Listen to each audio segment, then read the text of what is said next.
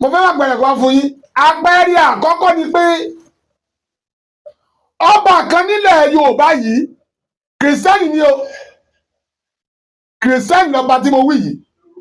Ìgbà tí wọ́n fi jọba nígbà náà wọ́n wọ̀ pèbí, ìpèbí kan wọ̀ wọ́n sì fi wọ́n jọba, wọ́n ṣe gbogbo ohun tó yẹ kí wọ́n ṣe fún wọn pèbí, wọ́n ṣe é fún wọn dáadáa nígbà náà. Wọ́n wá jọba tán, wọ́n dé wọn ládé, wọ́n fún wọn ní ọ̀pá àṣẹ. Ẹ̀yin kọ́ yìí, ìgbà wọn fún wọn lọ́pá àṣẹ, àwọn oníṣègùn wá ń jó bọ̀. Kí lọ́ba yìí ṣe? Ọkọ̀ dá wọn dúró ni. Ó ṣe é níṣe pé a ti kò jébọ lọ́ọ̀sà lọ́wọ́ okùn abẹni tí ó bọ̀.